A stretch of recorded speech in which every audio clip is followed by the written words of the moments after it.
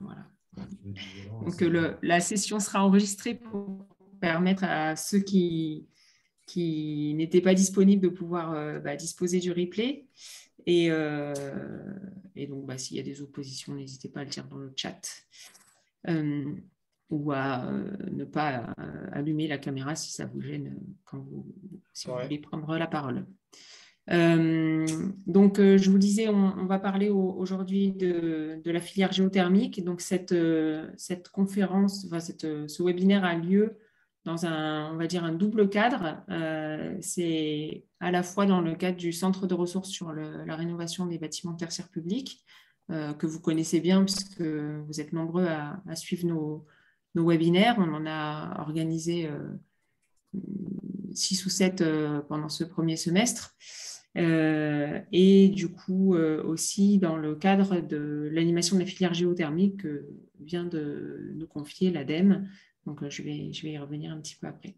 Donc, le programme du jour, donc, je vais présenter justement l'animation mise en place pour la filière géothermique.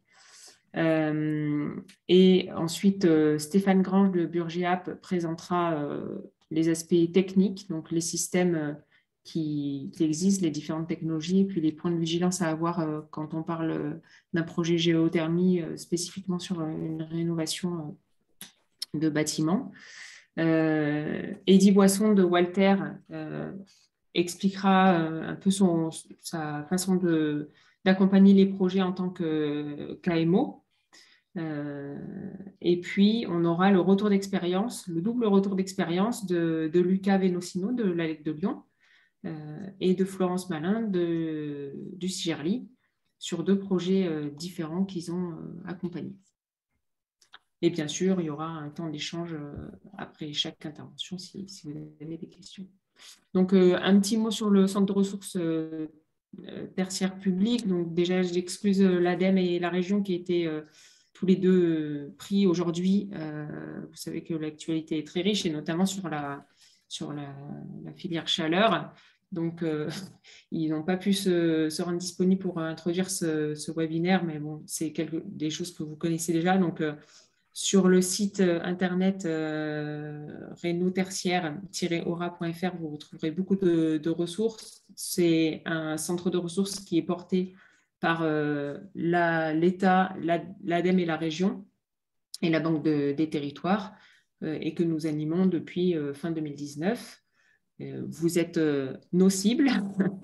Donc, c'est pour ça qu'on vous retrouve dans de nombreux webinaires et on met régulièrement des ressources à jour. Donc, n'hésitez pas à nous faire remonter si vous voulez qu'on diffuse des informations, des retours d'expérience où vous êtes fiers, des initiatives que vous aimeriez mettre en avant, etc.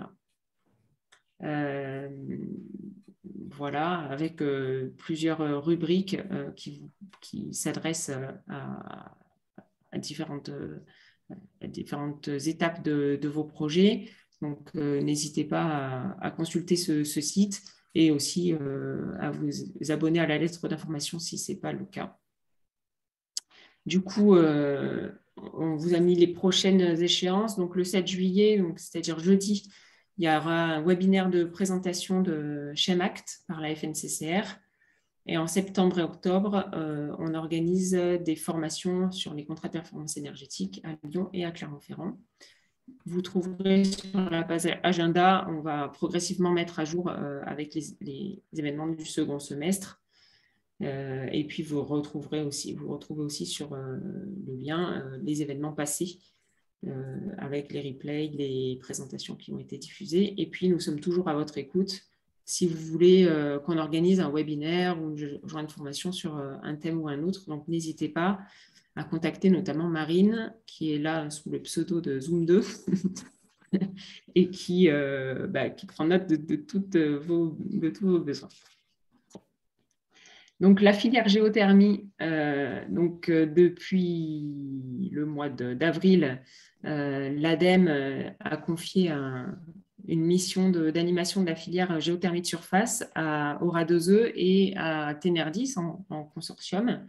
Donc, on est deux structures à ce partager les compétences qu'il faut apporter pour animer cette filière. Et on a structuré cette animation autour de 4 axes. Donc, on a un comité de pilotage avec l'ADEME, la région, l'ADREAL, le BRGM et la FPG. Et puis, Tenerdi, c'est bras de deux en tant que coopérateur, on va dire, de cette animation de filière. On prévoit des réunions semestrielles de ce comité de pilotage pour faire le point sur cette feuille de route et coordonner nos actions. Donc, comme je vous disais, on a 4 axes. L'animation des acteurs régionaux de la géothermie de surface, avec l'objectif de partager les actualités et de lever le maximum de freins. Ensuite, accompagner les ambassadeurs de la géothermie de surface. Donc là, c'est clairement vous, notamment. Et vous outiller pour que ce soit le plus efficace possible. Et puis, promouvoir la géothermie auprès de maîtres d'ouvrage, notamment de maîtres d'ouvrage professionnels. Et enfin, identifier des axes d'innovation. Donc là, c'est plus dans une dynamique de R&D pour soutenir la compétitivité de la filière. Donc, sur la mise en réseau des acteurs, on va déployer des informations supplémentaires sur Terristory. Et on aura des groupes de travail sur le suivi des installations et puis sur le stockage géothermique et enfin un groupe de travail sur la communication. Et puis l'élaboration d'une charte graphique, vous avez vu voilà le nouveau logo de cette filière, on va dire. Pardon, je suis allée trop vite. Et puis, on mettra en place une newsletter et aussi un site internet et peut-être aussi extranet pour que vous ayez un lieu d'échange. Accompagner les ambassadeurs de la géothermie de moindre importance. Donc là, on est vraiment, vous voyez, vous êtes vraiment dans les cibles. Je croyais que j'avais rajouté les syndicats, je vois qu'ils n'apparaissent pas, mais voilà, les syndicats, bien sûr, aussi sont des acteurs importants. Et donc, on vous retrouve, vous qui êtes autour de votre écran aujourd'hui, comme cible de ces... Non, c'est bon. De ces ambassadeurs. Donc, on prévoit aussi l'organisation de formations. Donc, la formation CartoDym aura lieu le 22 mars. A eu lieu le 22 mars, pardon. Et puis, il y aura une formation sur les études d'opportunité géothermie moindre importance en novembre ou en décembre. Éventuellement les deux s'il y a vraiment beaucoup de demandes. Donc, n'hésitez pas à nous faire remonter si vous avez des besoins en ce sens. Sur la mobilisation des acteurs et la communication auprès des maîtres d'ouvrage, donc là, on a prévu d'intervenir dans plusieurs temps forts, donc notamment la journée éco-bâtiment du cluster, le 18 octobre, peut-être aussi un side event de l'énergie meeting, le 15 novembre à Lyon. Et puis, en décembre, on fera un webinaire sur la géothermie de surface pour les nuls. Et enfin, l'axe 4, soutien à l'innovation. Donc là, c'est plus le domaine de Tenerdi, vous vous en doutez. Donc là, c'est identifier les axes d'innovation et essayer de mettre en place des consortiums pour travailler de façon collaborative à ces innovations. C'est ça ? Alors, il y a quelqu'un qui a son micro allumé, je ne sais pas qui c'est.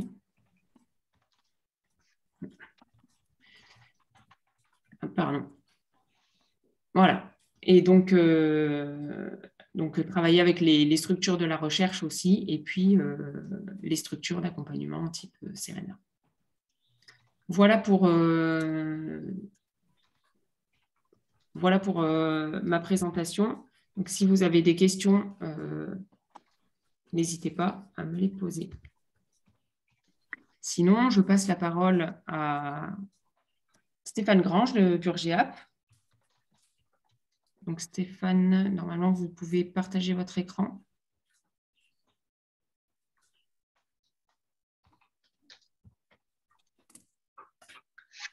C'est bon.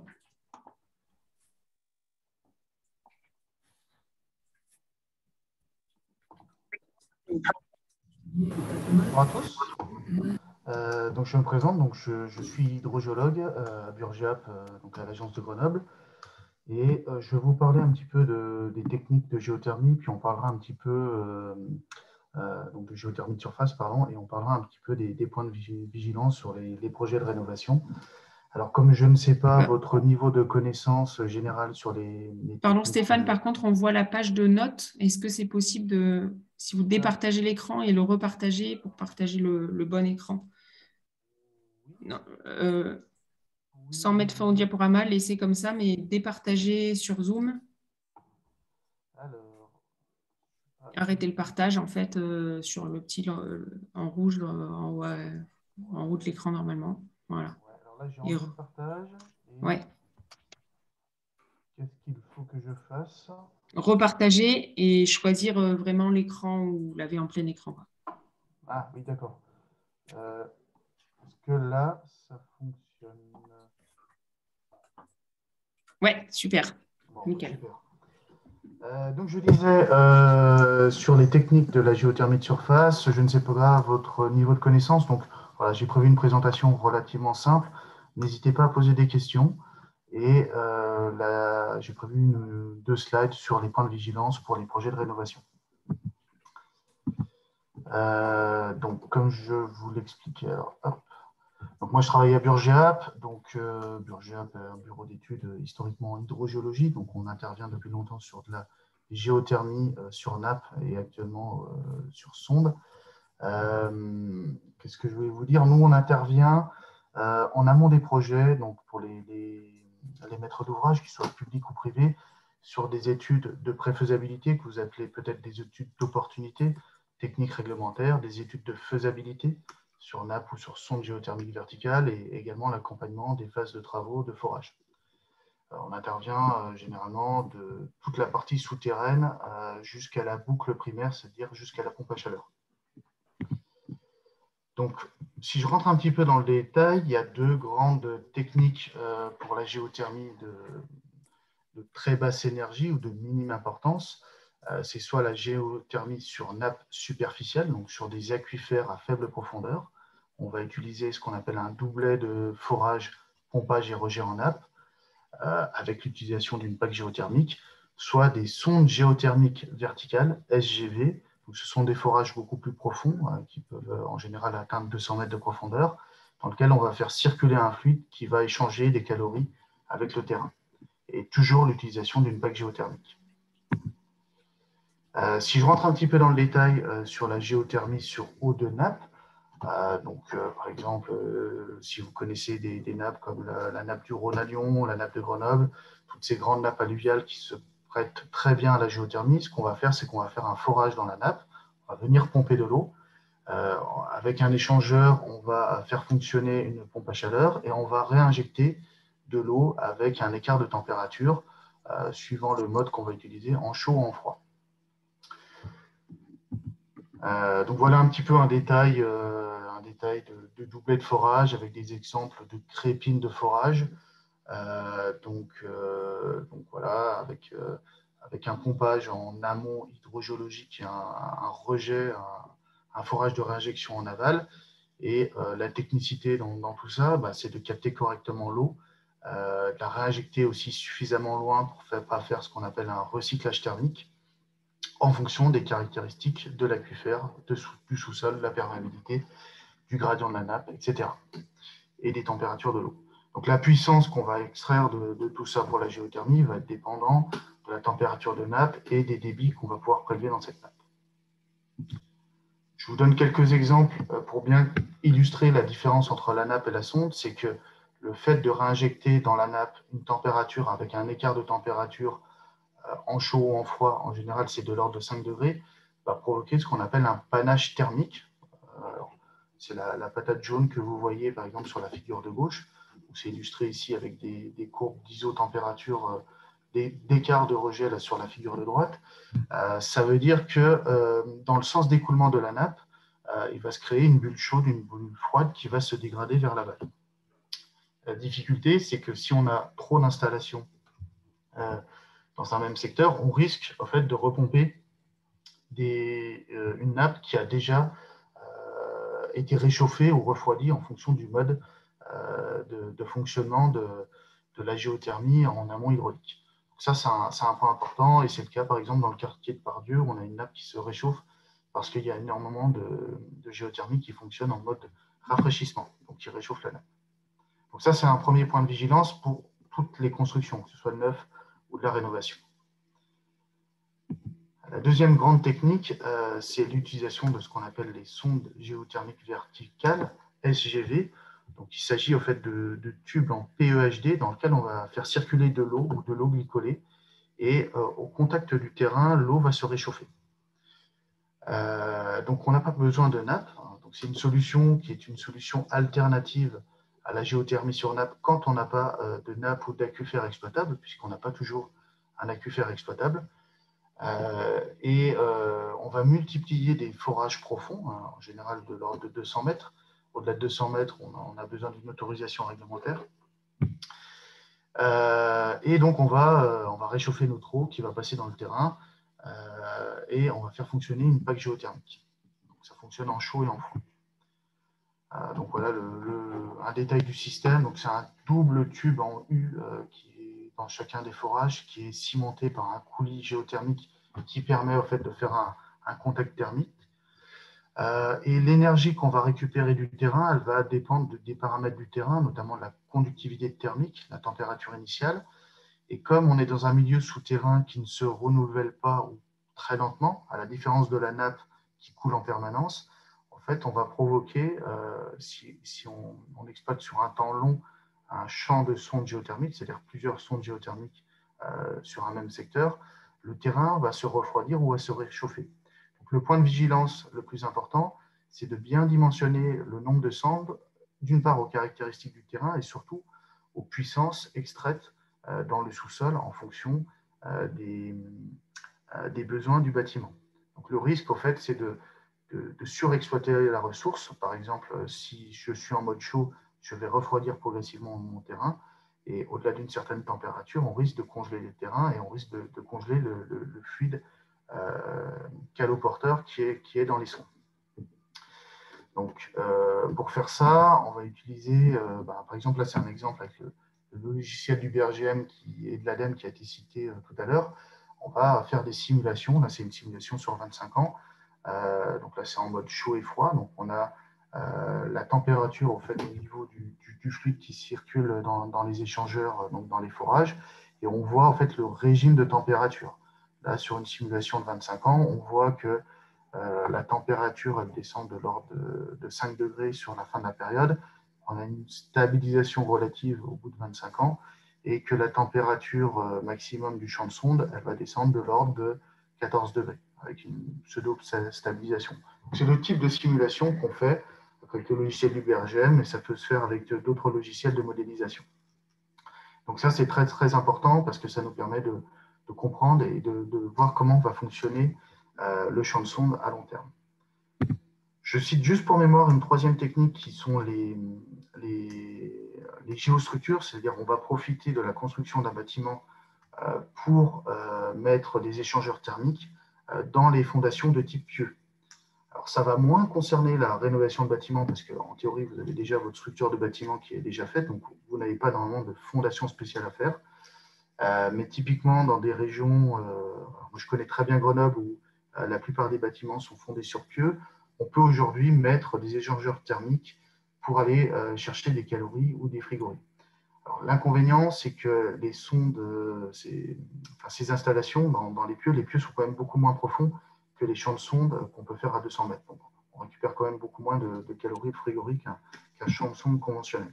Est-ce que c'est-à-dire que si un bâtiment est déjà construit sur pieux, on peut les équiper a posteriori de… Non. Okay. Non, c'est affaire à la conception. S'il est déjà fondé, on ne peut rien faire. Okay. je donnais l'exemple dans le cadre où vous allez agrandir un bâtiment, vous allez faire des nouvelles fondations. Mais effectivement, cette technique, elle est plutôt réservée à du bâtiment neuf. Elle n'est encore pas très en vogue en France. Hein. C'est plutôt, par exemple, la Suisse qui est très en avance là-dessus. C'est encore pas dans la culture en fait, des gens, mais ça se fait et ça se fait bien. Mais on peut aussi, et ça c'est dans la construction neuve, s'il n'y a pas de fondation ou en plus des fondations spéciales, on peut très bien aussi mettre un champ de sonde géothermique.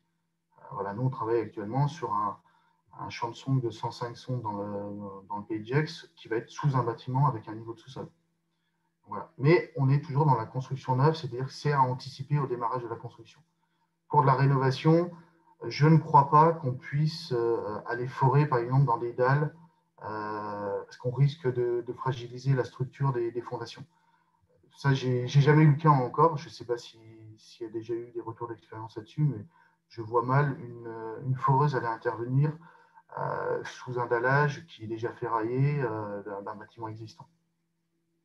Je peux peut-être me tromper, il y a peut-être quelque chose à creuser ici, mais je ne crois pas que ça se fasse aujourd'hui. De manière globale, donc ça c'est la schématisation d'une PAC, donc je pense que tout le monde connaît le fonctionnement d'une PAC.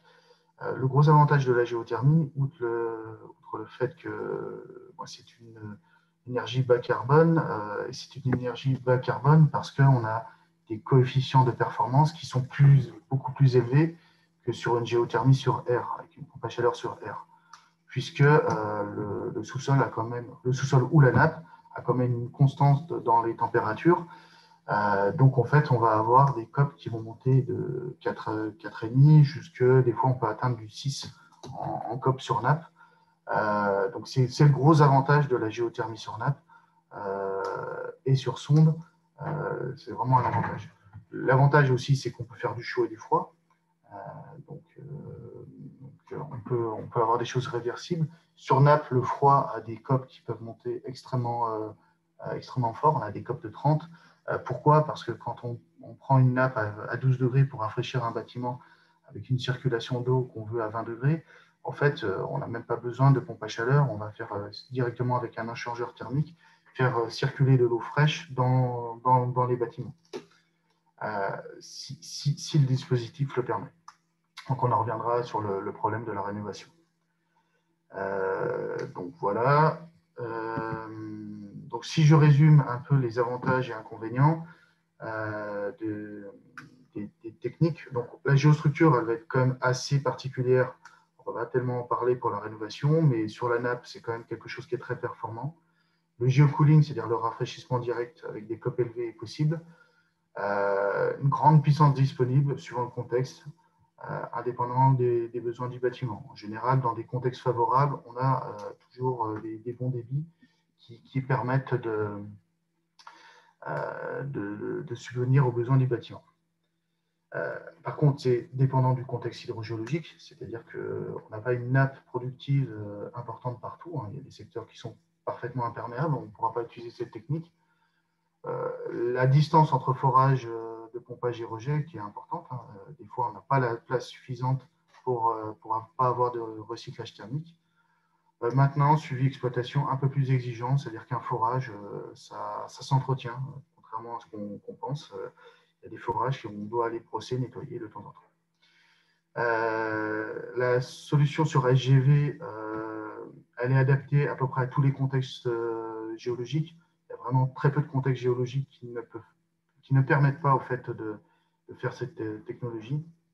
Elle est relativement facile de maintenance.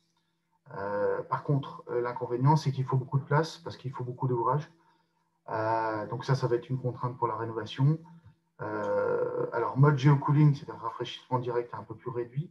Par contre, ce qui est très intéressant sur la sonde géothermique verticale, c'est si vous avez des besoins de chaud et de froid, puisque vous allez compenser les besoins de chaud et de froid. En gros, vous allez utiliser en mode froid l'été, vous allez réchauffer votre terrain et vous allez, en début d'hiver, utiliser un terrain qui est plus chaud, avec une bulle chaude autour des sondes. Et ainsi de suite. Donc, voilà le gros avantage de la sonde géothermique verticale. Et ça peut être une vraie solution alternative à la nappe quand on n'a pas de nappe. il y a une question, je vous les pose peut-être tout de suite parce que Ouais, c'est je ne les vraiment. vois pas parce que je suis Donc, concentré sur mon diaporama. c'est Nathalie Noël de l'ASDER qui demande si les deux techniques NAP et SGV sont possibles, quelle est la solution la moins chère en investissement? Alors, je pense que c'est la nappe qui est moins chère en investissement. Euh, Ce qui va coûter cher dans la nappe, ce sont les deux forages qui peuvent être un peu coûteux. On peut parler de quelques dizaines de milliers d'euros à de l'ordre d'une installation complète qui peut aller à 300 000 euros, suivant les contextes géologiques, mais avec des très gros débits, donc de très grosses puissances. Pour la sonde géothermique verticale, ce qui va coûter cher, c'est de multiplier le nombre de forages. Donc, à prime abord, la solution sur SGV est un peu plus coûteuse que la solution sur NAP. Après, voilà, il faut regarder les différents contextes parce qu'il y a certains contextes où la solution NAP ne fonctionnera pas. Et du coup, Delphine Bélanger de la GDN demande pourquoi il y a plus de contraintes sur le géocooling en SGV. Tout simplement parce que sur une nappe, en fait, par exemple, je prends une nappe à 12 degrés, la nappe de Grenoble, elle va varier dans l'année entre 12 et 14 degrés. Pour faire du rafraîchissement l'été, vous avez toujours une ressource qui est à température fraîche. Quand on va passer en SGV, en fait, on va faire circuler de l'eau dans le terrain et le terrain va se réchauffer, de fait. Donc, on va dégrader en fait, les performances au fur et à mesure de la saison. Donc, forcément, c'est une contrainte qui est plus forte. En fait, on a une ressource qui sera beaucoup moins stable. Ok. Il y a Lucas qui répond aussi en donnant des ordres de grandeur de prix par D'accord. kilowatt. Aujourd'hui, sur la nappe, je vous ai donné des ordres de grandeur de prix, mais c'est très variable. Je vous mets juste un point de vigilance. Aujourd'hui, les prix des forages, ils ont fortement augmenté ces derniers temps. L'inox, notamment, qui est un type de crépine très performant pour la géothermie sur nappe, est en train d'exploser en termes de coût. Enfin, elle a beaucoup augmenté ces derniers temps. Et en plus, les entreprises de forage, surtout avec la très forte demande en ce moment, elles ne sont pas légion. Donc, on a aussi une crise au niveau des entreprises de forage, en particulier pour la sonde géothermique verticale, où on manque un peu de foreurs. Là aussi, les prix ont tendance à augmenter. Alors, j'avais en tête entre 70 et 80 euros hors taxe le mètre linéaire équipé sur sonde géothermique verticale. Pour vous donner un ratio, quand moi j'ai commencé la géothermie il y a une quinzaine d'années, on disait entre 1 et 2 mètres de sonde par mètre carré chauffé. Donc maintenant, vu les performances qu'on cherche à atteindre sur l'isolation des bâtiments, on serait plutôt en première ordre de grandeur à 1 mètre de sonde par mètre carré chauffé en mode chauffage.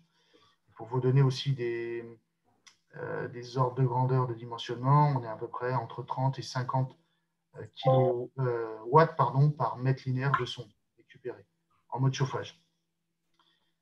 Le gros avantage de la sonde, c'est quand même, si vous êtes en mode chaud et en mode froid, vous allez optimiser votre champ de sonde.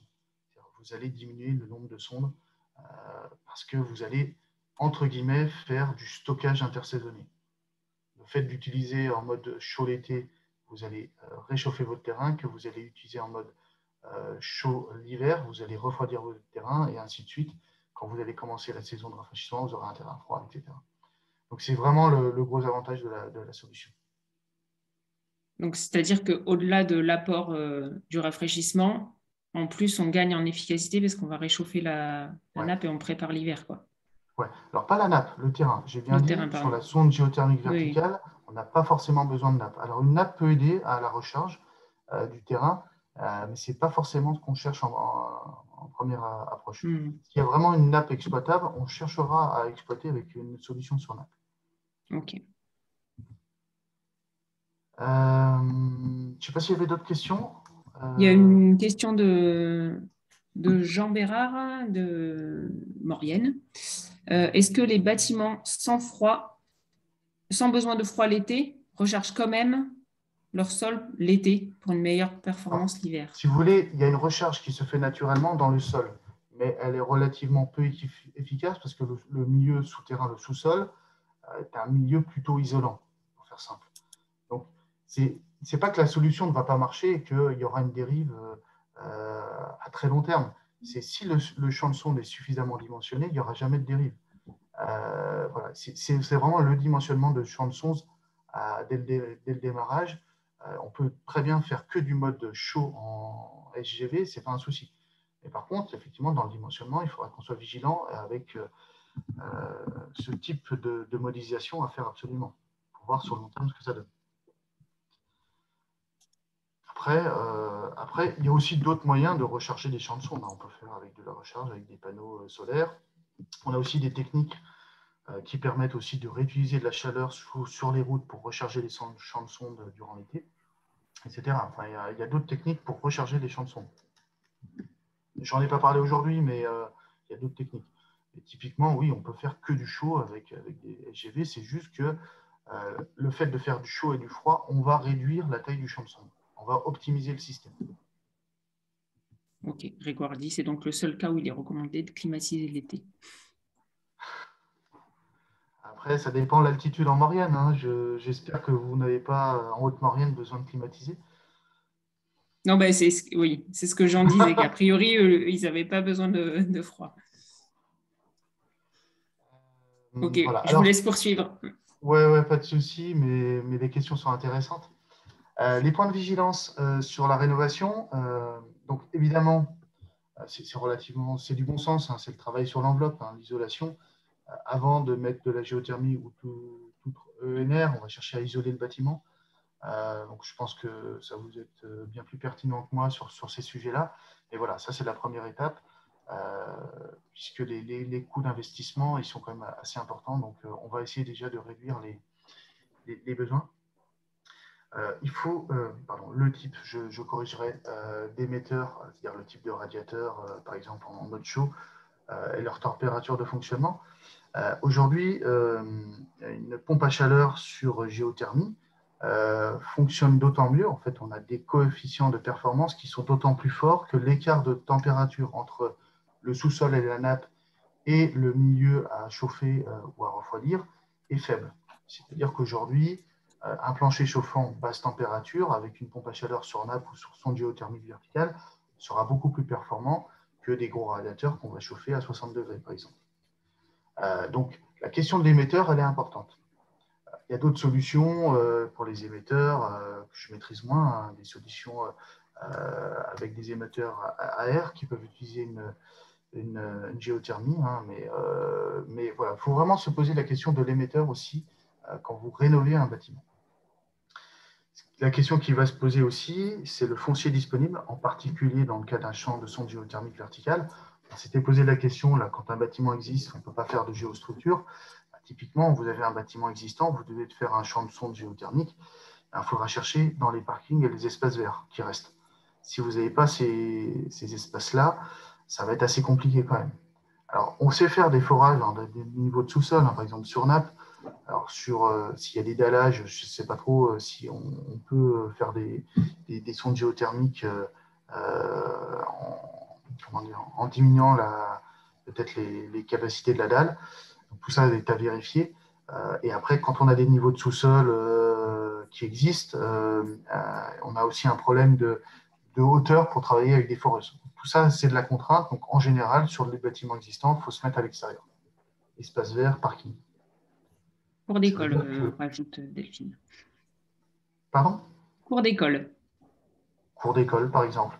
Ça veut dire qu'il va falloir aussi faire tous les raccordements horizontaux, donc probablement refaire de l'enrobé derrière. Enfin, voilà, ça ne sera pas indemne au niveau du parking ou de la cour existante. Donc ça, c'est un point important et c'est, à mon avis, une des plus grosses contraintes en rénovation. Et un dernier point, alors c'est vrai pour la rénovation, mais c'est vrai également pour le bâtiment neuf. Et c'est un point qu'on a très souvent des échanges avec les bureaux d'études fluides qui font les dimensionnements des besoins thermiques des bâtiments. C'est que une solution de géothermie, ce qui coûte très cher, c'est l'investissement, c'est-à-dire payer les forages et la pompe à chaleur. En fonctionnement, ça ne coûte pas cher parce que comme on a des COP qui sont au-delà de 4, en fait, on va dépenser 1 kW d'électricité pour en récupérer 4, par exemple. Donc, c'est vraiment l'investissement qui est important. Et quand on regarde les appels à puissance, ce qu'on appelle les monotones de puissance, c'est les courbes que vous avez ici. Alors, en haut à droite, c'est les appels en chaud et en froid répartis sur une année. Et en bas, ce sont les appels à puissance en chaud et en froid qui sont classés en fait en fonction du nombre d'heures ou du nombre de jours dans l'année. Quand on regarde, au fait, on se rend compte que pour dimensionner la pointe de la puissance, ici par exemple 200 kW sur l'exemple de gauche, ça va représenter quelques jours dans l'annê ou quelques heures dans l'année. Par contre, si on dimensionne l'installation de géothermie à 100 kW, on va couvrir quasiment toute l'année, que ce soit en chaud ou en froid. Donc, en ordre de grandeur, c'est vrai sur la plupart des projets, hein, évidemment ça change d'un projet à l'autre, le fait de dimensionner 50% de la puissance max permet en général de couvrir 90% des besoins.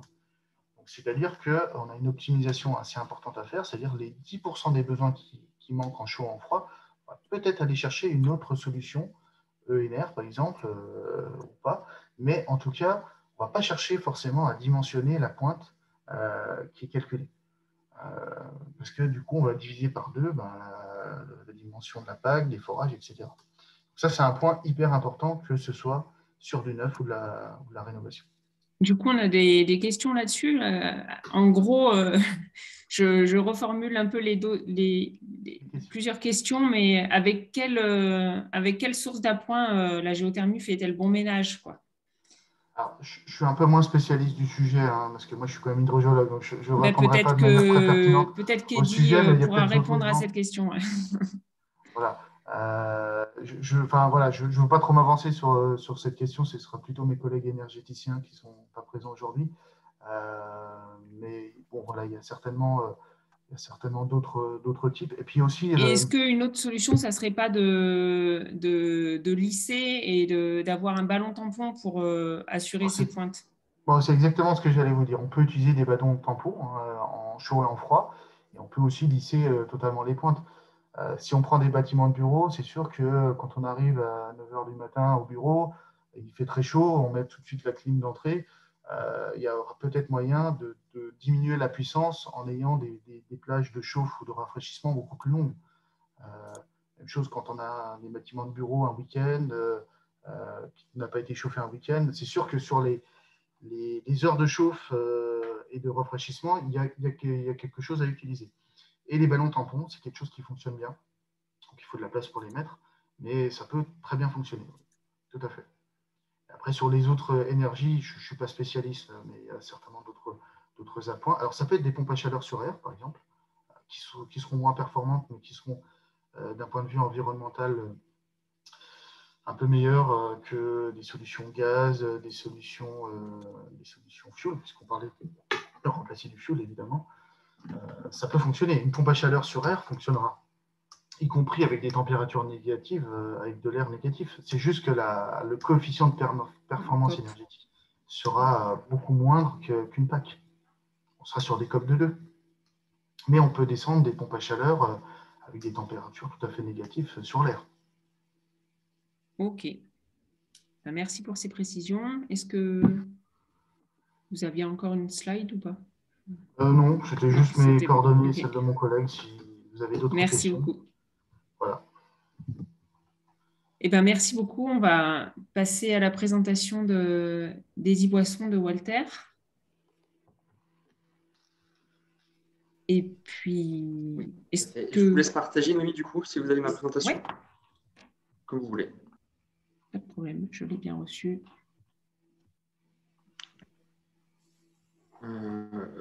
Ou alors je le fais, ça sera plus simple. Je l'ai directement là. Ah, voilà. Vous la voyez bien? C'est bon? Ouais. Ok. Bonjour à tous, donc Eddy Boisson, Société Walter. Donc nous, Walter, on est expert en chauffage collectif, donc on est assistant maîtrise d'ouvrage, on est spécialisé sur la partie chaufferie collective. En fait, d'une part, le bureau d'études et d'autre part, l'exploitant chauffage. Je dois vous parler pour ma part un peu plus de la géothermie justement dans les projets de rénovation, énergétique. Pour vous en parler, je vais vous présenter un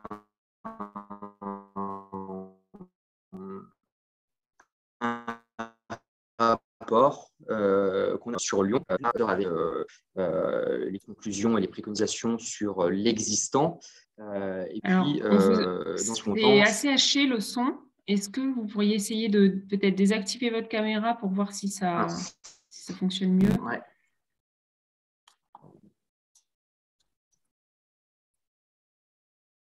Voilà.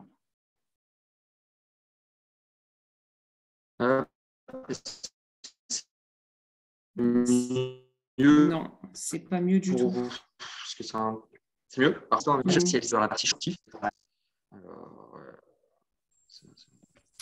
Noémie, ce qu'il faudrait peut-être faire, c'est c'est que la personne appelle avec son téléphone, coupler l'ordinateur et le téléphone.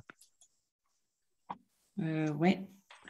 Alors, pour ce faire, ce qu'il faudrait que vous fassiez, monsieur, c'est donc cliquer sur l'icône à côté de désactiver le son, la petite flèche. Oui. Vous cliquez sur passer à l'audio du téléphone. Passer à l'audio du téléphone.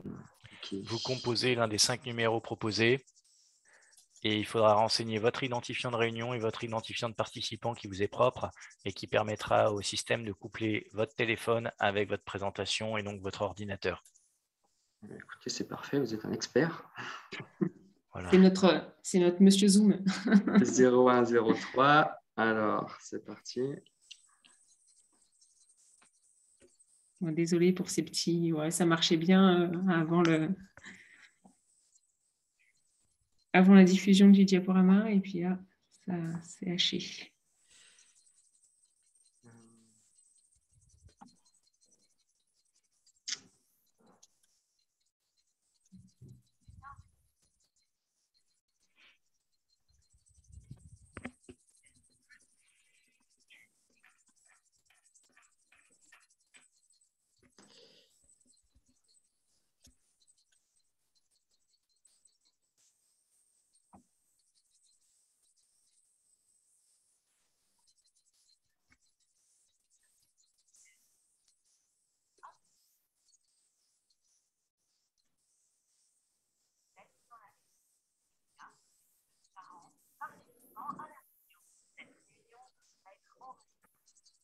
Alors, je crois que c'est bon. Qui arrive.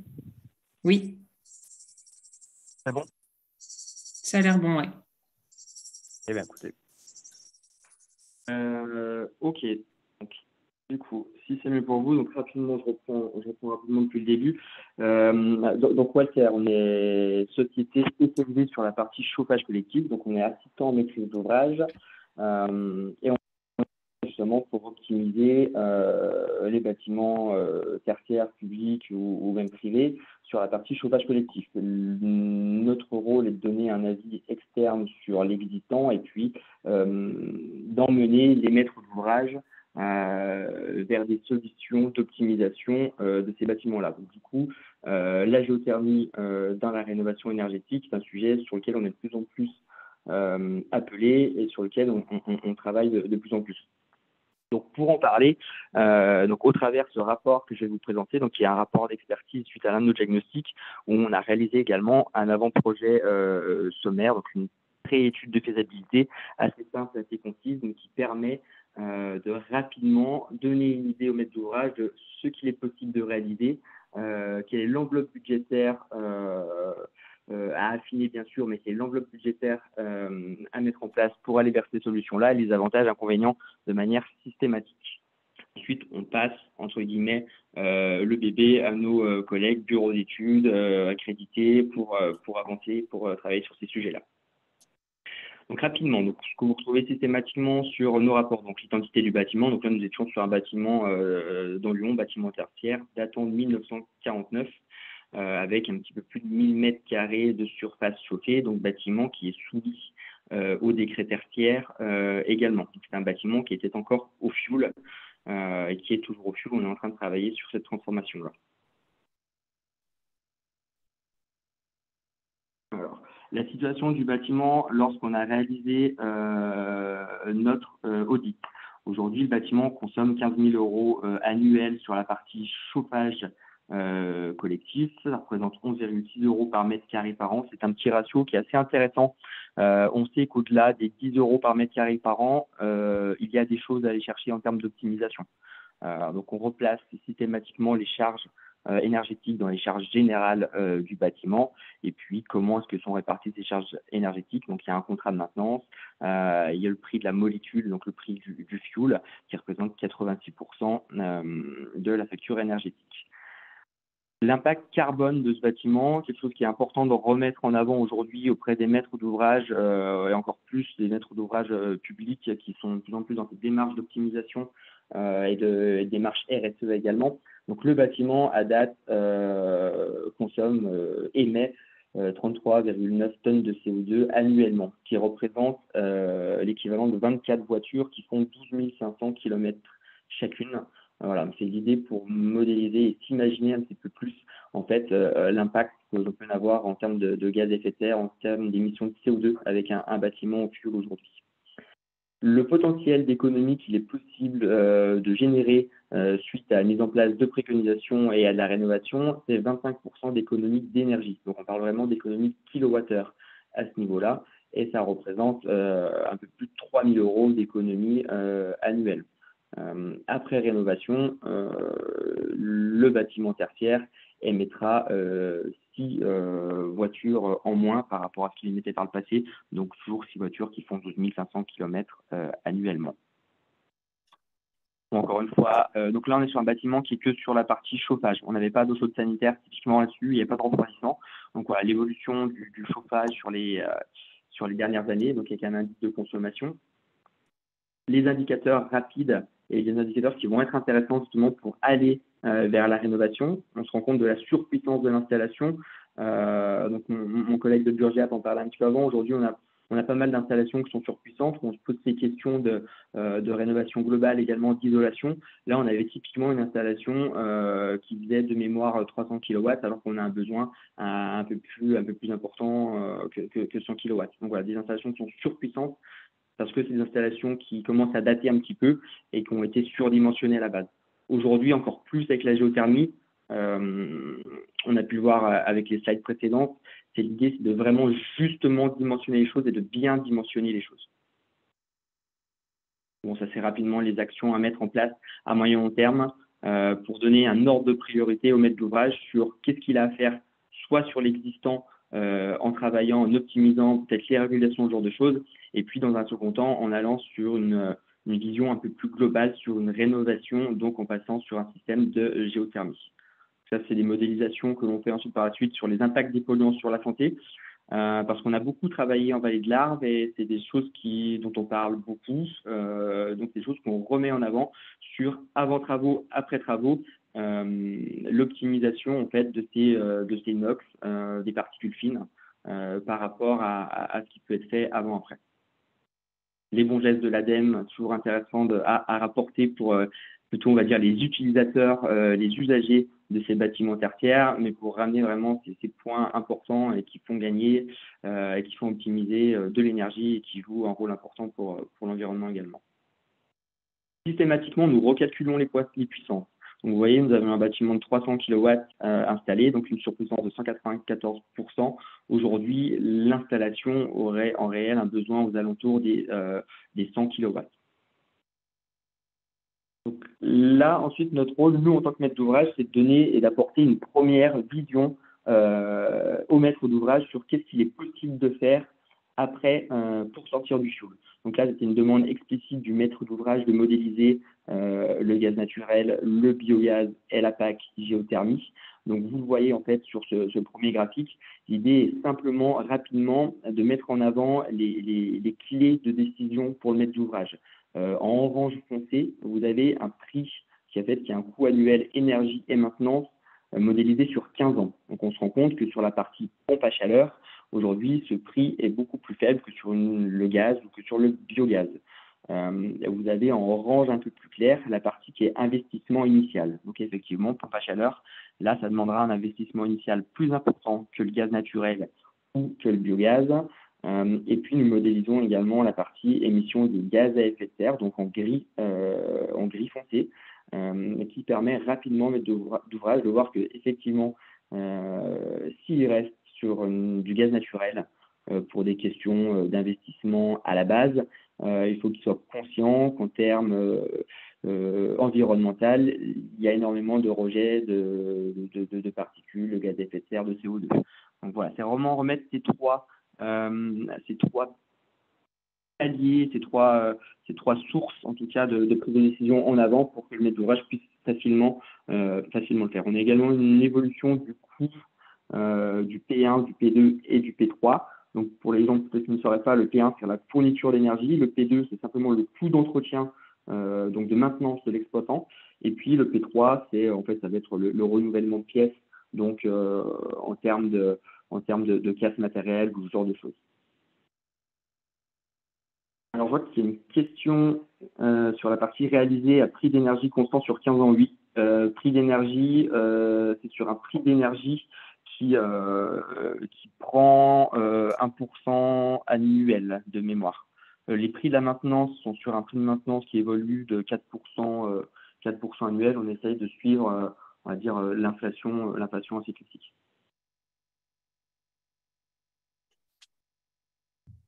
Et vous prenez les mêmes hypothèses de croissance des prix, d'évolution des prix sur les différentes énergies?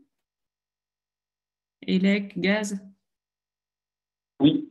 Aujourd'hui, on est obligé effectivement, quand on donne cette première approche, on est obligé de prendre effectivement un facteur qui est commun. Ouais. Pour pouvoir comparer les choses. Tout ce que vous avez vu sur la partie par contre consommation, donc bien sûr est ramené à des jus constants pour également pouvoir comparer les choses, de manière systématique et constante. Alors justement sur la partie aide, je vois qu'il y a la question, donc on va y venir juste un petit peu après. Je voulais déjà rappeler justement par rapport au fonds chaleur les conditions d'éligibilité, parce que là je vais rentrer un peu plus dans le détail financier de la solution qui a été mise en avant. Les conditions d'éligibilité à rappeler, donc c'est l'ADEME qui mettait en avant, mais ça me paraissait important de le remettre en avant, c'est que les critères généraux aujourd'hui pour bénéficier des fonds ADEME, c'est que vous devez réaliser une étude préalable aux travaux et puis même à la partie conception. Il faut que derrière, à la fin, une fois que l'installation est réceptionnée, qu'il y ait un suivi de la performance de l'installation qui soit réalisé. Ce suivi de la performance il sera important parce qu'il permettra de rendre compte en fait du bon dimensionnement et du bon fonctionnement de l'installation. Et de mémoire, il y a des rapports à envoyer à l'ADEME à ce niveau-là, des rapports d'exploitation. Et puis également sur la partie critères, un des critères généraux, qui est d'avoir obligatoirement un contrat d'exploitation et de maintenance, sachant que le contrat d'exploitation et de maintenance, ce qu'on appelle le contrat P2, est toujours obligatoire. Donc ils l'ont remis, mais il faut vraiment avoir un contrat spécifique derrière en fonction des solutions également. M. Grange de Burgiap en reparlait, quand on a du forage, il faut entretenir ces puits de forage également, donc ce qui peut jouer derrière sur le prix également de la maintenance. Sur les critères de performance énergétique, donc quel bâtiment peut avoir droit au fonds chaleur. Donc typiquement tout bâtiment chauffage collectif, logement collectif dont la classe énergétique est inférieure ou égale à la classe T, donc ça vous concernera moins. Sur la partie tertiaire, ce sera tout bâtiment dont la classe énergétique est inférieure ou égale à la classe T et dont bâtiment soumis au décret tertiaire. Si les bâtiments n'est pas soumis au décret tertiaire, alors ce sera la classe énergétique inférieure ou égale à la classe D. Et enfin, pour terminer, qualification. Donc là, plutôt, c'est sur l'accompagnement derrière, que ce soit sur les études, l'ingénierie de conception, de réalisation, ou également avec les hydrogéologues sur la partie ressources géothermiques. Il faut se faire accompagner d'un bureau d'études RGE. Donc, il ne faut pas forcément que tous les acteurs soient RGE, mais il faut obligatoirement qu'un des acteurs soit RGE qui intervienne sur l'une de ces différentes phases. Donc ça, c'est vraiment les conditions d'éligibilité pour savoir si derrière on peut aller avoir droit au fonds chaleur. Pour rentrer un petit peu plus en détail, justement, où là, on a une modélisation du fonds chaleur. Donc vous voyez sur cet avant-projet sommaire, donc la partie actuelle est la solution pompe à chaleur géothermie sur nappe. Donc la modélisation, on va dire aujourd'hui, avec un coût du kilowattheure, avec une consommation annuelle, donc un besoin annuel de 150 MWh, on aurait le droit, ce bâtiment-là aurait droit à 60 000 € de la part du fonds chaleur, ce qui représenterait in fine un reste à charge de 75 000 €. Si vous voyez, il y a 85 000 € d'investissement sur la partie pompe à chaleur, environ 50 000 euros sur la partie forage. Donc, moins ces 60 000 euros du fonds chaleur, on arrive à 75 000 euros d'investissement total.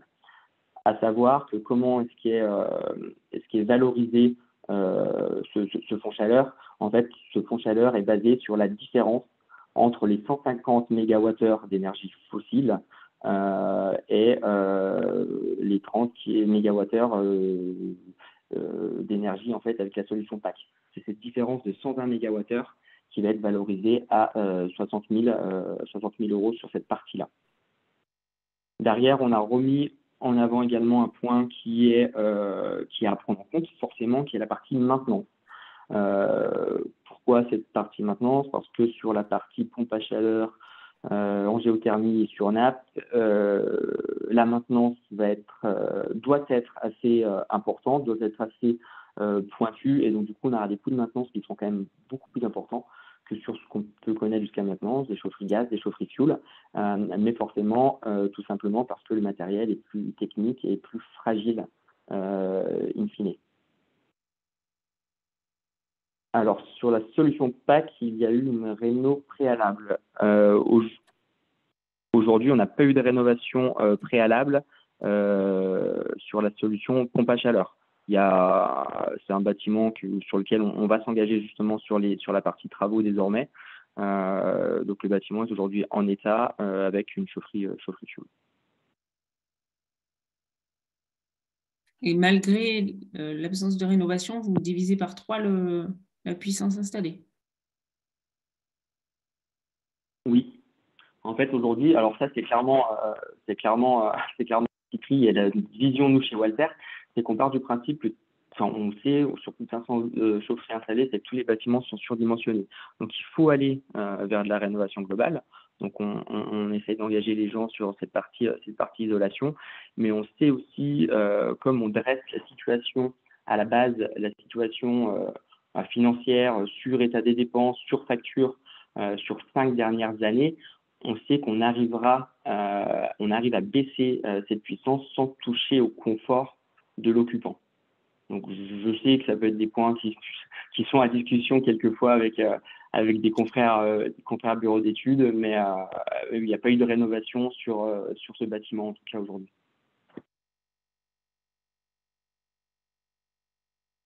Derrière, sur la partie, donc encore une fois, tout cumulé avec financement, donc là, cette fois-ci, avec financement pris sur 10 ans. Donc voilà, on a l'évolution des coûts. Donc, des trois solutions qui sont la solution actuelle et la solution pompe à chaleur géothermie sur nappe. Là, par rapport à la question précédente là, qui était pendant l'intervention de Stéphanie Range, du coup, c'est une solution PAC à 100% ou est-ce qu'il y a une énergie d'appoint? Là, c'est une solution PAC à 100% puisqu'on n'est que sur la partie chauffage. Okay. Et il y a potentiellement... non, on est sur du 100% PAC là pour le coup. Okay. Bon, j'ai pas rebondi parce que M. Grange avait plutôt bien répondu avant.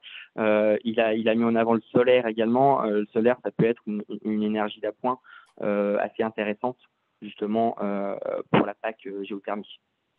Nous en avons également.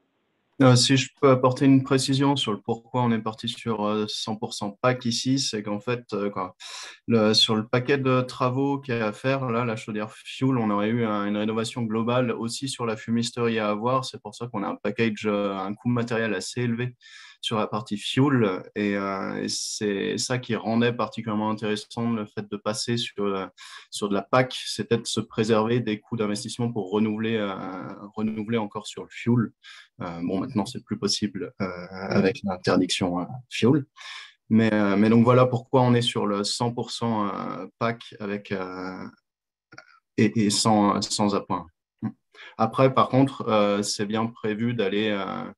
on va explorer effectivement cette possibilité d'aller mettre du stockage un peu plus important pour effectivement pas forcément dimensionner la PAC sur l'entièreté du besoin de puissance. Il y a une question aussi sur la compatibilité avec les émetteurs de chaleur, donc radiateurs qui peuvent fonctionner à différents régimes d'eau? En l'occurrence, sur ce bâtiment, on était encore une fois, sur des vieux radiateurs fonte un peu surdimensionnés. Donc, effectivement, c'est quelque chose qui sera précisé, quoi. Voilà, on est encore sur ce bâtiment-là, en l'occurrence, un peu sur là, c'était une pré-analyse de faisabilité, mais donc, le bureau d'études qui arrivera après aura en charge d'aller vérifier ces points-là plus précisément. Mais là, en l'occurrence, voilà, on sait que les radiateurs qui ont été utilisés sont surdimensionnés. On peut espérer du coup rentrer sur des régimes de température plus faibles qui permettent de fonctionner quand même en pack sans être en haute température. Ok, il y a une question aussi sur les durées d'amortissement du matériel et des comparaisons entre les différents scénarios, la fuel et pack, et la durée d'amortissement des sondes. Alors, ça, je ne sais pas si... Alors là, on est sur NAP en l'occurrence. Donc en NAP, ce qu'on avait comme retour, c'est des durées de vie de plutôt autour de 40-50 ans. C'est vrai que là, c'est pas forcément reflété complètement dans cette étude. Ça fait partie des choses dont on discutait récemment, qu'il ne s'est pas encore forcément complètement intégré le fait de prendre en compte qu'effectivement tout ce qui est forage ou sonde ont des durées de vie qui sont bien supérieures au reste du matériel. Notamment que ce soit la partie pack ou quand c'était justement quand on avait cette façon de regarder les choses toujours sur la durée de vie de la chaudière jusqu'à maintenant, et maintenant il faudrait arriver à prendre en compte effectivement les durées de vie des forages ou des sondes. Il faudrait peut-être se baser sur ça pour faire les études, mais donc lancer des projections peut-être plutôt sur 40-50 ans. On n'a pas encore tranché à ce niveau-là sur la façon de présenter à nos maîtres d'ouvrage. Mais voilà, pour cette réponse-là. Après, voilà, on est parti sur un financement à 10 ans qui apparemment correspondait à ce qui est habituellement fait quand on parle d'emprunt. Donc voilà, c'est ce que vous retrouvez sur la courbe sur le graphique qui est juste en dessous du tableau. Ok, merci. Merci Jules pour les précisions. Bon, rapidement, parce que je vois qu'il est déjà 12h05, il y a encore des interlocuteurs après. Bon, de toute façon, voilà, Jules l'a dit. L'idée, donc notre idée et le rôle de toute façon de Walter, c'est de donner une première vision rapide au maître d'ouvrage sur ce qu'il est possible de faire avec une vision aussi bien d'optimisation énergétique et également d'optimisation environnementale. C'est quelque chose qui nous anime également particulièrement. Donc derrière, on passe le projet de cette étude à des bureaux d'études pour mener à bien les conceptions et puis les travaux derrière avec les installateurs. Et c'est simplement pour terminer, mais ce n'est pas forcément nécessaire de rappeler, donc c'est le principe de fonctionnement de la pompe à chaleur. M. Grange l'a déjà rappelé à ce niveau-là. Donc voilà, je passe la main peut-être à nos collègues derrière de l'ALEC et du CIGERMI. Merci beaucoup. Effectivement, donc on va déjà laisser Lucas se présenter et puis présenter son retour d'expérience à 15 yeux, je crois. Hop. Tac. Super, c'est bon. Ouais. Alors bonjour à tous, je me présente, vous m'entendez bien, ouais. Donc, okay. Lucas Venosino de l'ALEC Lyon, donc je suis chargé de développement efficacité énergétique et énergie renouvelable au sein de l'ALEC. Donc on est une agence d'ingénierie territoriale qui agissons sur le territoire de la métropole de Lyon. On travaille sur les projets de géothermie, notamment dans le cadre d'un dispositif d'aide que porte la métropole de Lyon, qui est un contrat de chaleur renouvelable qu'elle a signé avec l'ADEME, qui en fait est une délégation territoriale du Fonds Chaleur. Donc en gros, sur le territoire de la métropole de Lyon, ce sont donc les aides de l'ADEME, Fonds Chaleur au forfait, sont gérées par la métropole de Lyon avec l'appui technique de l'ALEC auprès des porteurs de projets qui agissent sur l'ensemble du territoire. Et du coup, on est en partenariat, bien sûr, avec le CIGERLI, qui est l'acteur numéro 1 auprès des collectivités. Et donc, on apporte 2 choses, un accompagnement technique dans le cadre de ce dispositif et puis des aides financières. Je voulais, avant de présenter directement le retour d'expérience qui sera sur la partie l'espace Jean Popren de Mézieux, qui est un projet qu'on a suivi et aidé, qui est actuellement en exploitation. Juste respécifier pour des éléments de compréhension finalement dans les étapes préalables d'un dossier comprenant de la géothermie, qu'est-ce qu'on va pouvoir retrouver. Donc, en gros, je vous ai mis ici, dans le déroulé d'un projet de bâtiment, les différentes étapes, avec sur la droite un peu les volets spécifiques géothermie. Ça, c'est des données qui sont réalisées par l'ADEME. Alors, en gros, la première partie, c'est typiquement une étude d'opportunité, alors qui peut être appelée pré-étude par le bureau d'études, par exemple, avant. Donc là, c'est vraiment pour valider la pertinence d'aller un peu plus loin sur l'étude.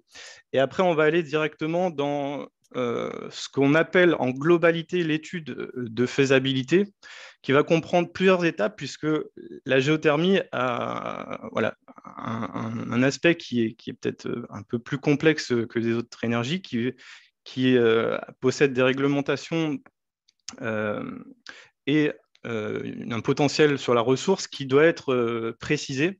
Et donc, du coup, dans cette étude de faisabilité qui comprend en fait les 2 premières étapes, pertinence et préétude, on la divise en 2 parties. Donc, il y a d'abord une pré-faisabilité, où là, on va vérifier qu'avec des éléments bibliographiques que l'on possède, que la solution est bien faisable. On va regarder le potentiel de la ressource, mais également les contraintes réglementaires qui sont liées au sous-sol, notamment. Et puis après, il va y avoir, si à la suite de ça, on a évoqué que c'était intéressant d'aller plus loin, il va y avoir une étude de faisabilité, donc c'est la deuxième partie, ce qu'on appelle la grosse étape pré-étude, qui va intégrer également, si la ressource n'est insuffisamment connue, des forages de reconnaissance ou tests de réponse thermique si on fait des sondes verticales. Forage de reconnaissance, ça va être pour des pompes à chaleur sur nappe. Et puis ensuite, après, il va y avoir des éléments un peu plus classiques de conception avec la rédaction des lots géothermiques, alors qui va comprendre des parties souterrains et des parties de surface avec la pompe à chaleur. Donc, à droite, j'ai mis des durées moyennes des phases, mais qui vont dépendre vraiment des projets. C'est juste à titre indicatif. Et après, on va avoir l'analyse des offres qui vont ensuite lancer la réalisation des installations avec, par exemple, une hydrogéologue qui peut être encore intégrée pour le suivi des travaux au niveau des entreprises de forage. Et puis des vérifications à la mise en service, une exploitation ensuite de l'installation. Donc, c'est pour montrer que il y a cette étude de faisabilité, elle est par étapes. Et la deuxième chose parce que il peut y avoir un arrêt de la pré-faisabilité, par exemple, parce que il y a des choses qui peuvent montrer que ce n'est pas viable. Mais normalement, on le voit déjà très bien lors de la première phase d'opportunité.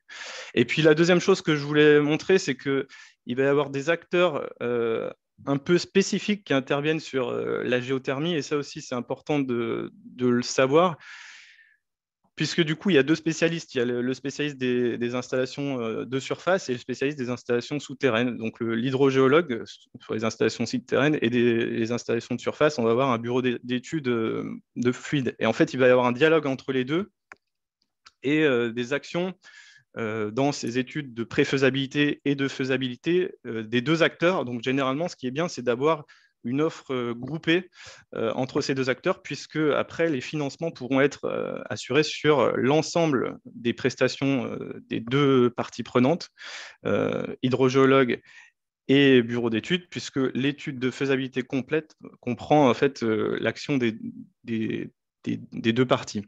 Donc, étude de surface, parce qu'on va estimer les besoins, on va dimensionner les équipements type pompe à chaleur, et étude de sous-sol, parce qu'on va dimensionner les équipements souterrains.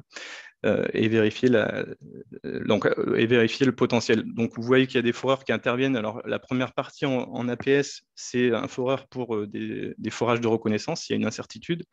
Et puis après, ils interviennent bien sûr sur la partie travaux, avec également un chauffagiste. Donc, vous voyez que les parties orange, ce sont des étapes supplémentaires d'un projet de géothermie. Voilà, je voulais le préciser un peu parce que ça me semble des fois un peu déroutant d'avoir deux acteurs différents qui travaillent sur ce. Mais voilà, ils savent très bien répondre ensemble et c'est plutôt assez simple du coup d'avoir un seul interlocuteur qui répond avec les deux spécialités. Voilà. Alors, je voulais vous présenter l'exemple de l'espace Jean Popren à mes yeux. Donc, il y a un projet sur lequel il y a eu une demande dans le cadre de ce contrat de chaleur renouvelable qu'on a appelé, nous, Prime Éco-Chaleur sur notre territoire. Mais vous verrez dans ma présentation qui vous sera envoyée, je ne vais pas m'attarder dessus, mais il en existe dans plusieurs territoires en Auvergne-Rhône-Alpes. Et donc, initialement, le contexte, c'était qu'on avait une salle donc, qui était vieillissante. Hein, elle était de 1989, environ 1800 mètres carrés. L'étude initiale qui a été réalisée, c'est un audit énergétique qui avait déjà mis en avant, mais de manière assez brève, on va dire, et peu détaillée, un potentiel de pompe à chaleur sur nappe dans ces aspects-là, et donc qui avait mis en avant des installations thermiques vétustes, une enveloppe thermique moyenne, et puis des équipements électriques spécifiques fortement consommateurs. Donc du coup, il y avait une volonté d'action.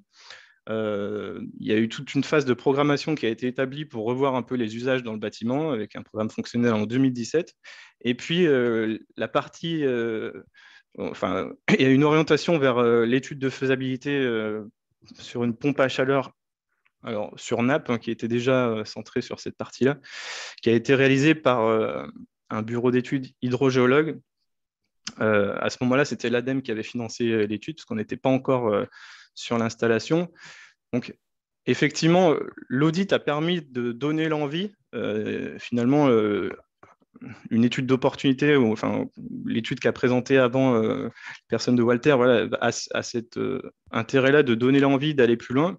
Et puis ensuite, après, le but, c'est d'aller vers une étude de faisabilité avec voilà, la partie d'abord pré-faisabilité, et puis ensuite faisabilité plus précise en 2 temps, quoi. Et donc, du coup, elle a été réalisée en 2018. Elle a montré qu'il y avait un intérêt à aller vers cette solution. On avait ici des besoins de chauffage et de froid. Et en fait, du coup, ça a été intégré même dans un projet de rénovation complète. Donc, les points de vigilance tout à l'heure qui ont été rappelés, il y a eu un abaissement des besoins assez fort, un remplacement d'équipements de distribution et d'émissions de chaleur associés. Donc, du coup, on a abaissé les consommations d'environ 70% sur ce site. Donc, il y a eu des forts travaux d'isolation. Et puis, du coup, le passage à cette solution de pompe à chaleur sur nappe, avec, vous pouvez le voir, il y avait un équilibre des puissances chaud et froid. Et donc là, l'intérêt, il a été montré assez rapidement dans les études que en fait, par rapport à une solution qui, là, initialement, était comparée entre du gaz et un groupe froid sur air, l'installation était largement préférable sur le coût global. Donc, dans ce coût global, effectivement, comme l'a dit tout à l'heure la personne, on intègre les coûts de dépenses énergétiques, de fonctionnement, de maintenance, et puis les charges de financement également. Donc là, sur cette installation, elle a été, du coup, il a été intégré des financements dans le cadre de ces contrats de chaleur renouvelable. Ce qui est aidé dans le cadre de ces contrats, c'est bien sûr la production d'ENR en entrée de la pompe à chaleur, donc ce qui est puisé dans le sous-sol ou dans la nappe. Et donc ici, c'était 81 MWh. Alors, un point important, c'est que du coup, on a eu, suite à l'application, donc vous voyez qu'en fait, sur les projets de pompe à chaleur, on va aider jusqu'à 1000 MWh et c'est même passé jusqu'à 2000 en juin 2022.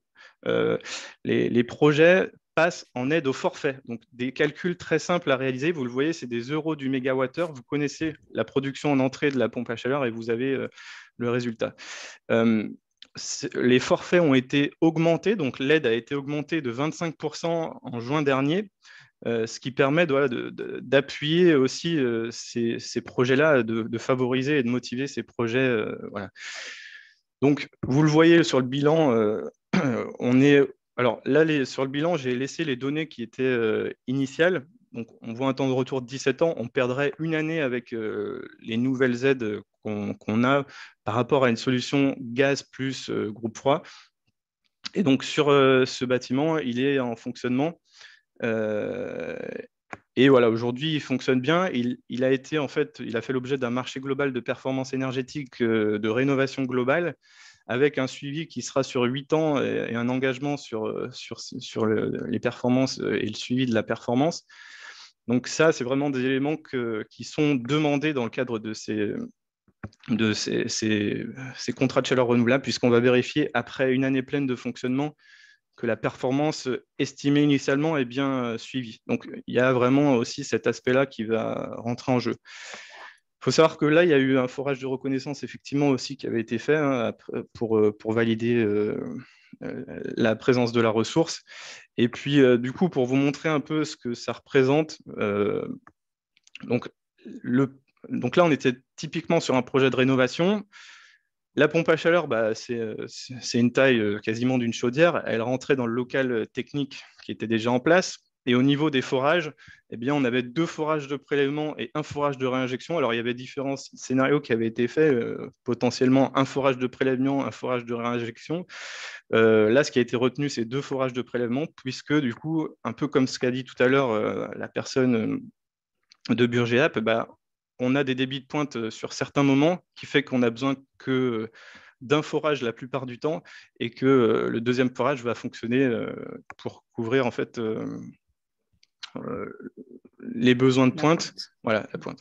Et donc, on a une réinjection à 70 mètres à peu près du site. Et donc là, il y a eu des calculs, effectivement, comme l'a dit la personne de Burgéap, sur des modélisations pour éviter le recyclage thermique et un impact sur des voisins éventuels. Donc, je vous laisserai, vous avez des liens ici sur une fiche du site. Voilà. Ce qu'il faut savoir, c'est qu'on accompagne, je vais peut-être conclure là-dessus, c'est qu'on accompagne beaucoup de projets sur le territoire. Et sur le territoire de la métropole de Lyon, aujourd'hui, l'état actuel du parc est autour de 500 installations de géothermie qui sont présentées ici. Je ne l'ai peut-être pas dit tout à l'heure, mais on est 100% sur de la géothermie, sur le bâtiment de Popren. Et donc, voilà, il y a un fort développement possible, notamment sur l'Est et puis le long des fleuves, bien sûr. Et donc, c'est des choses que l'on accompagne en partenariat avec le CIGERLI, qui est partenaire de la prime éco-chaleur, notamment sur la cible des collectivités. Voilà, donc on peut apporter cet accompagnement dès la réflexion via une étude d'opportunité. Et puis ensuite, c'est les études de faisabilité faites par des experts qui prennent le relais. Et voilà, on connaît un peu les prestataires qui existent on connaît l'ensemble des prestataires qualifiés sur le territoire et qui peuvent accompagner les projets. Donc, voilà, je vous le laisserai sur la suite. Ça explique un peu les contrats de chaleur renouvelable. Je ne vais pas rentrer dans le détail là-dessus, mais il peut y avoir des aides financières sur les faisabilités et sur l'investissement avec les euros du mégawattheure que je vous ai présenté tout à l'heure. Voilà. Je vais pas détailler là-dessus et je vais passer peut-être la main au Merci beaucoup. Oui, ouais. On va passer la main à Florence. Je ne crois pas qu'il y ait de questions auxquelles il n'y a pas eu de réponse, puisque Jérôme a répondu sur les aides pour le géocooling, oui. Du fonds chaleur. Ouais. Peut-être, vous étiez tous bien au courant là, des nouveaux seuils d'aide du fonds chaleur, ou il y a besoin qu'on vous fasse passer une information dessus? Peut-être qu'on remettra toutes ces informations dans la prochaine newsletter bâtiment. En tout cas, ils sont présents sur ma slide là, qui est actuellement présentée. Donc... Oui, mais bon, comme il y a d'autres en dehors de la géothermie aussi, du coup, oui, ça. Voilà. Peut-être on parlera du fonds chaleur en général. Florence, est-ce que je te laisse la main ou tu veux que je Oui, vous m'entendez? On t'entend. Alors, du coup, je vais partager mon écran. Donc, pardon, je m'étais trompée tout à l'heure, c'est toi qui vas nous parler de Quincieux. Okay. Du coup, je ne maîtrise pas spécialement Zoom.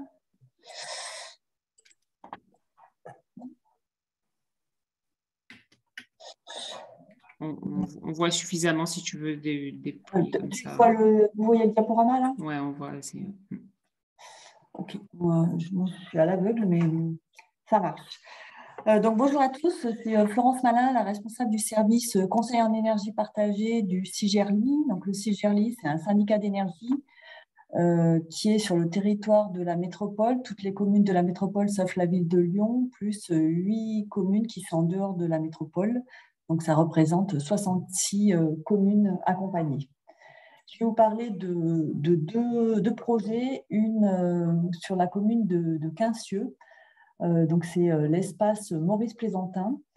C'est une partie salle de sport qui date de 93 et une partie MJC qui est plus ancienne, qui date de 1970, mais qui a été rénovée en 2010. Donc, où on a accompagné une étude de faisabilité via un accord cadre que le CIGERLI a avec des prestataires. Donc là, le prestataire, en l'occurrence, c'était Transénergie, qui est du groupe Nepson. Bon, le coût de l'étude, c'était environ 5 000 € TTC. Donc, c'est un bâtiment qui est concerné par le décret tertiaire, avec la salle des sports qui fait plus de 1000 m², 2100 m², et la MJC, comme elle est accolée, elle fait moins de 1000 m², mais elle est du coup englobée aussi elle est aussi concernée par le décret tertiaire. Même unité foncière. Même unité foncière, voilà. Donc, c'est un bâtiment avec une enveloppe peu performante et des chaudières qui sont anciennes puisqu'elles datent elles ont plus de 13. 30 ans globalement. Donc, l'étude de faisabilité a étudié 2 scénarios. Un où on mettait de la géothermie seule et un autre où il y avait un projet plus ambitieux avec une rénovation énergétique du bâtiment. Les 2 scénarios étaient à chaque fois comparés à un scénario de référence avec des chaudières gaz. Donc le scénario 1, c'est le scénario où il n'y a pas d'isolation du bâtiment. Donc si on part avec des chaudières gaz, pour le scénario de référence, il y avait une chaudière de 115 kW et une autre de 190, avec donc une production annuelle de 232 MWh gaz, comparé à un scénario géothermie avec une pompe à chaleur de 40 kW et une consommation électrique de 58 MWh. Le scénario 2 avec des travaux d'isolation, donc avec l'installation de 2 chaudières gaz de 115 kW chacune, et un scénario 2 avec une pompe à chaleur géothermie de 35 kW. En termes de résultats, il y a eu une comparaison avec subvention et sans subvention. Et du coup, on voit que dans le scénario 2, qui est celui qui a été retenu par la commune, il y a un temps de retour de 25 ans sans subvention et de 9 ans si on tient compte des subventions. Là, ça compare juste le coût du système, pas les travaux d'économie d'énergie, on est d'accord. Les investissements pour le scénario 2, c'est 146 000 € sans subvention, et avec subvention, c'est 65 000 €. À savoir que ce projet, du coup, était dans le timing du plan de relance. Donc, ils ont eu de la décile rénovation énergétique à hauteur de 80%, ce qui était très, très intéressant pour la commune. Donc, c'est un projet qui est rentré dans le cadre du projet européen Bapora. Donc, le CIGERLI est lauréat de ce projet européen avec 9 autres partenaires. Ce projet a pour but de massifier la rénovation énergétique et mettre en place un service d'accompagnement à la rénovation énergétique Donc, ce qui nous a permis de structurer notre accompagnement en mettant en place une ingénierie technique plus poussée et également une ingénierie financière pour accompagner les communes sur ce volet-là, avec une analyse en coût global, un outil qui permet de mesurer l'impact financier d'un projet sur l'endettement de la commune. Voilà, c'est une aide en plus apportée à la commune. Donc, le rôle du CIGERLI dans ce projet, ça a été d'aider la commune. On a suivi bien évidemment l'étude de faisabilité menée par le bureau d'études.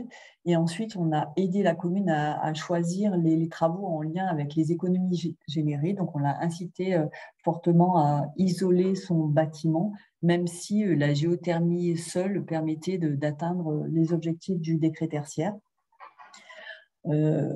Donc, c'est la géothermie sur nappe qui a été retenue, avec un remplacement des menuiseries qui étaient partiellement peu performantes, le remplacement de 4 portes qui étaient peu étanches et l'isolation de la toiture. Donc, l'objectif 2050 du décret tertiaire, qui est de moins 60% d'économie d'énergie par rapport à une situation de référence, est atteint directement avec ces travaux, ça va même au-delà puisqu'on atteint les 80% d'économie d'énergie pour un coût de travaux estimé à 375 000 € hors taxe. On a aussi aidé la commune pour rédiger le cahier des charges de maîtrise d'œuvre et la consultation est actuellement en cours.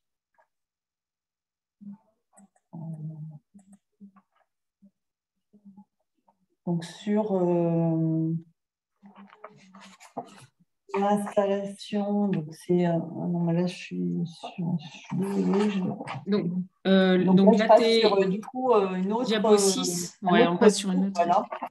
Pardon. Donc ça, j'en ai fini avec la commune de Quincieux. Là, c'est un autre retour. C'est du coup, on est intervenu là après la conception et même après la réalisation sur une installation qui était défaillante. Donc l'installation, c'est une pompe à chaleur avec une puissance calorifique de 52 kW et une puissance électrique de 10 kW avec un ballon tampon de 500 litres et puis un secours avec une chaudière gaz qui fait 60 kW. Donc là, c'est un champ de sondes, contrairement à Quincieux où c'est un projet sur nappe qui est prévu. Donc il y a 8 sondes avec 2 lignes de sondes de 4 sondes chacune espacées de 10 mètres, des forages qui sont à 100 mètres et des sondes en double U. L'usage, donc le bâtiment, c'est un bâtiment, un équipement sportif avec des besoins en chauffage et en eau chaude sanitaire. Un bâtiment qui fait moins de 1000 mètres carrés avec des radiateurs basse température et une centrale de traitement d'air. Le taux de couverture, donc le choix de cette installation a été un peu opportuniste parce qu'il y avait à ce moment-là des subventions de l'ADEME sur de la géothermie. On a été appelé au secours par la commune parce que la commune devait justifier en fait de la bonne performance de l'installation. L'ADEME ne versait le solde de la subvention qu'après avoir vérifié les performances de l'installation. Or, les performances n'avaient jamais été vérifiées par la commune ni par l'exploitant. Personne ne s'était vraiment intéressé à cette installation. Il y avait eu un diagnostic par un bureau d'études, donc le bureau d'études Indigo, avec un constat d'un taux de couverture de la pompe à chaleur qui était extrêmement faible, des compteurs thermiques qui avaient été mis en place mais qui n'avaient pas eu de vérification initiale, pas de compteur électrique pour vérifier la performance de la coque de la pompe à chaleur et pas de présence de système d'acquisition des données, pas de relevé par l'exploitant ni par la commune. Un constat d'une puissance installée trop élevée, bon, ce n'était pas forcément ça le plus gros problème finalement, et une loi d'eau de la pompe à chaleur qui n'était pas adaptée et du coup pas accessible par l'exploitant. Le coût des travaux supplémentaires pour atteindre une performance qui était espérée à 80% était relativement minime, 6 000 € TTC. Donc, l'apport du CIGERLI, ça a été du coup de rédiger le contrat d'exploitation. On renouvelle régulièrement les contrats d'exploitation des communes. Il se trouvait que la commune d'Irigny devait renouveler à ce moment-là son contrat d'exploitation. Donc, ce qui a été proposé, c'était de rédiger le contrat d'exploitation avec, du coup, en mettant les travaux préalables préconisés par le bureau d'études dans le contrat d'exploitation, des pénalités par jour de retard sur la non-réalisation de ces travaux. Et ce qu'on a mis en place, c'est un intéressement sur le taux de couverture de la géothermie avec une cible fixée à 80%. Donc, il y avait à prévoir des modifications hydrauliques parce qu'il y avait un piquage, notamment un retour du bouclage de l'eau chaude sanitaire qui venait alimenter le ballon tampon, ce qui fait qu'il se retrouvait à une température supérieure à la consigne de la pompe à chaleur et que la pompe à chaleur se déclenchait quasiment jamais. Il y avait une reprise complète des réglages de l'installation à prévoir avec la venue du fabricant pour qu'il puisse... donc, en même temps, il a formé le technicien d'exploitation, une vérification de l'étanchéité du circuit de sonde à prévoir et puis une analyse de conformité des compteurs d'énergie pour un coût réel des travaux de 7 000 € TTC. On a suivi le contrat et les performances de l'installation avec des réunions avec l'exploitant, un suivi mensuel des compteurs et un suivi annuel des consommations sur la base des données de facturation. Voilà, donc au niveau de l'accompagnement général du CIGERLI pour les communes, donc le but, c'est d'aller vers des projets ambitieux et une performance durable. Donc, ce qu'on peut apporter aux communes du territoire, c'est un appui technique avec en phase de réflexion la réalisation d'une étude d'opportunité. Ensuite, pour aller plus loin, une étude de faisabilité via l'accord cadre qu'on a avec des bureaux d'études. Donc, on est en train de renouveler cet accord cadre. Donc, potentiellement, on aura de nouveaux prestataires pour la réalisation de ces études de faisabilité géothermie et énergie renouvelable de manière générale. En phase travaux, donc c'est un appui au choix de la maîtrise d'œuvre et la relecture des pièces écrites. Et en phase d'exploitation, après le suivi des consommations et de la performance. Et puis, comme je le disais, comme ce qui a été fait en fait sur la commune, sur ce qu'on propose via le projet Bapora, c'est aussi un accompagnement financier avec une simulation financière des projets, une recherche de financement et un appui aussi pour les demandes de subventions. Et là, sur le cas d'Irigny, tu as déjà un retour suite aux travaux? Est-ce que c'est rentré Oui, alors on voit que en fait, la pompe à chaleur fonctionne bien et couvre quasiment les besoins. Il y a encore un problème de priorité chaudière qui est donné sur la pompe à chaleur où il faut que l'exploitant intervienne. Voilà, donc on voit que c'est vraiment très important de suivre l'accent sur lequel que je veux mettre, c'est du coup l'importance du suivi des performances des installations, et notamment quand il y a un appoint, enfin c'est vrai pour toutes les énergies renouvelables, quand il y a un appoint, en fait, du coup, les utilisateurs ne se rendent pas compte si l'installation ne fonctionne pas. Ils voient qu'ils ont du chauffage, de l'eau chaude sanitaire, mais ils ne savent pas si ça vient de l'énergie renouvelable ou si ça vient de l'appoint. Et là, en l'occurrence, du coup, il n'y avait pas de plainte des usagers, mais on se rendait compte en suivant l'installation que la géothermie ne fonctionnait pas. Okay. Voilà, d'où l'intérêt de vraiment suivre de façon fine les installations. Donc avec les suivis d'exploitation, nous on fait un suivi mensuel sur la base des relevés des compteurs. Et d'inclure le monitoring dès la conception. Voilà. Et puis aussi bien réceptionner l'installation, bien associer l'exploitant à la réception des travaux, le former, parce que là, en l'occurrence, l'exploitant n'était pas initialement en capacité de faire les bons réglages, de mettre la priorité sur la géothermie, mettre les bonnes consignes, les bonnes lois d'eau. Le fait que le fabricant soit intervenu sur site a permis de former le technicien d'exploitation et qui est maintenant en capacité de faire les bons réglages.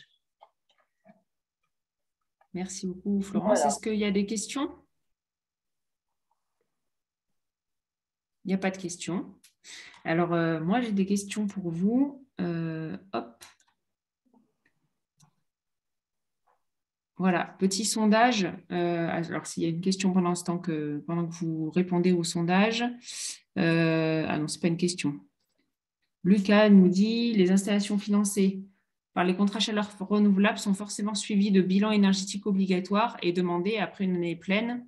Donc là, c'était le cas dans ce qu'a présenté, mais tout à fait le cas. Et en fait, ça n'avait pas été mis en place. Ouais. La commune ne l'a pas mis en place, s'en est inquiétée trop tard. Et du coup, il faut savoir quand même qu'elle n'a pas perçu le solde de sa subvention. Alors, si elle avait fait appel à nous plus tôt, on se serait rendu compte plus tôt de la non-performance de l'installation et tous les travaux supplémentaires qui n'étaient pas énormes en fait en termes d'investissement, et les réglages qu'il y avait à faire auraient été mis en place avant. Voilà, donc c'est vrai qu'il faut suivre l'installation dès sa réception.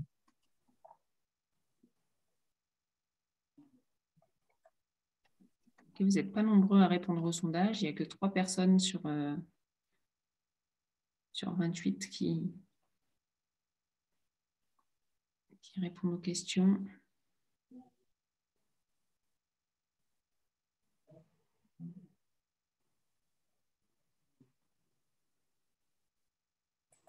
Je vous laisse un petit peu de temps. C'est un sondage très, très rapide, hein, donc n'hésitez pas à répondre. Ça nous permettra d'ajuster un peu l'offre de service qu'on peut avoir pour vous.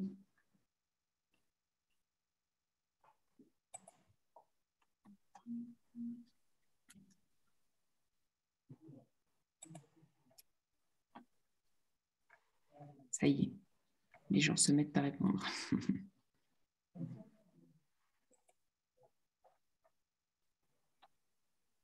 En tout cas, merci pour ces retours d'expérience. Je pense que c'est vraiment, ça illustre bien aussi les points d'attention qu'il faut avoir. Et puis, vos 2 retours d'expérience étaient bien complémentaires avec plutôt sur une phase amont et puis là sur une phase d'exploitation. Donc, merci aux 4 témoins d'aujourd'hui, mais en particulier pour ces REX de terrain là, qui doivent parler à beaucoup des acteurs autour de la table qui sont dans des problématiques similaires. A-t-on des exemples de petits réseaux de chaleur sur géothermie de moindre importance? Oui, je crois que oui. Alors, je ne sais pas si Stéphane est encore là.